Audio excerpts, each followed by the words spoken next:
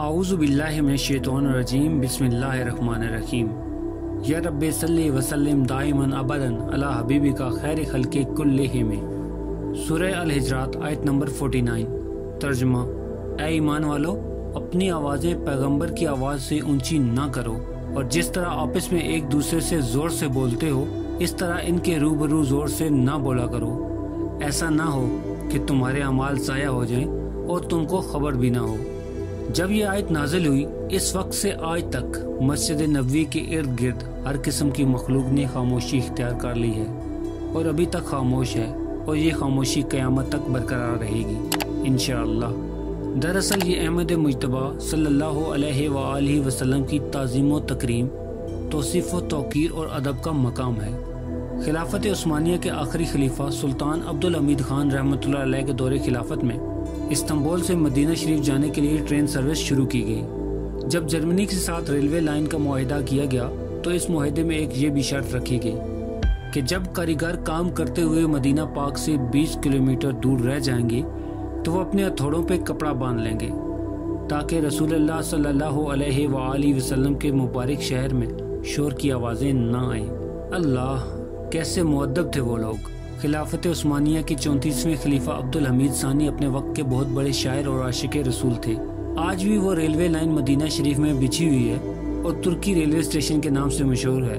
اس زمانے میں ٹرین کا انجن کوئلے کا ہوا کرتا تھا۔ مکمل تیاریاں ہونے کے بعد جب مدینہ شریف میں ترکی اسٹیشن پر سلطان عبدالحمید ثانی کو اوپننگ کے لیے بلایا گیا تو سلطان نے دیکھا کہ کوئلے والا انجن بڑھ بڑھ آوازیں نکال رہا ہے، تو سلطان غضبناک ہو گئے اور کچرا اٹھا کے انجن کو مارنا شروع کر دیا اور کہا، حضور صلی اللہ علیہ وآلہ وسلم کے شہر میں تیری اتنی اونچی آواز۔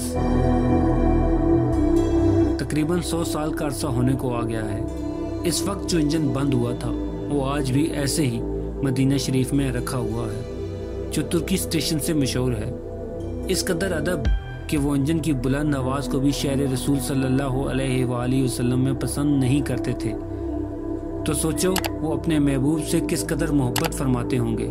یہ عشق تھا، یہ ادب تھا جو ان کے سینوں میں معجزن تھا، اور یہ قرآن پاک کی ان آیتوں کا ادب اور احترام تھا جو اللہ نے سورہ الحجرات میں بیان فرمائی تھی۔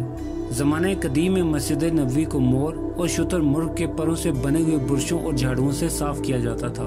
ایک طویل مدت کے بعد دھول اور فرش صاف کرنے کے لیے استعمال ہونے والے ان برشوں سے مور اور شتر مرغوں کے پروں کو نکال کے عثمانی سلاطین کے پاس بھیج دیا جاتا تھا، جنہیں وہ اپنی آنکھوں اور چہروں سے مس کرتے تھے اور انہیں اپنی پگڑیوں اور تاجوں کے اوپر لگایا کرتے تھے۔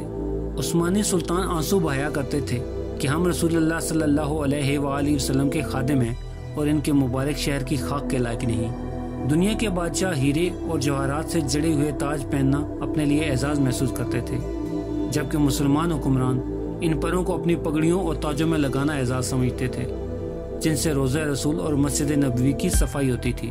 یہی وہ محبت اور عشق رسول تھا جس کی برکت سے سلاطین اور عثمانی خلفاء نے کئی صدیوں تک 3 براعظموں پہ حکومت کی تھی۔ دعا ہے کہ اللہ رب العزت مجھے اور آپ سب کو مؤدبانہ مدینہ منورہ کی حاضری نصیب فرمائے، اور اللہ تعالی ہمیں بھی حضور صلی اللہ علیہ وآلہ وسلم سے ایسا عشق اور ادب کرنے کی اور شہر رسول صلی اللہ علیہ وآلہ وسلم سے محبت کرنے کی توفیق نصیب فرمائے، آمین یا رب العالمین۔ پیارے دوستو، امید کرتا ہوں آپ کو یہ ویڈیو پسند آئی ہوگی تو اسے لائک کر دیں، اور مزید اس طرح کی خوبصورت ویڈیو کو دیکھنے کے لیے میرے چینل کو سبسکرائب کرنا ہرگز مت بھولیں۔ بیل کا بٹن بھی دبا دیں تاکہ آپ کو نئی آنے والی ویڈیوز کا نوٹیفیکیشن مل سکے۔ ملتے ہیں ایک نئی ویڈیو کے ساتھ، تب تک کے لیے اپنا خیال رکھیے گا۔ اللہ رب العزت آپ کو آسانیاں دے اور آسانیاں ماننے کی توفیق بھی۔ اللہ حافظ۔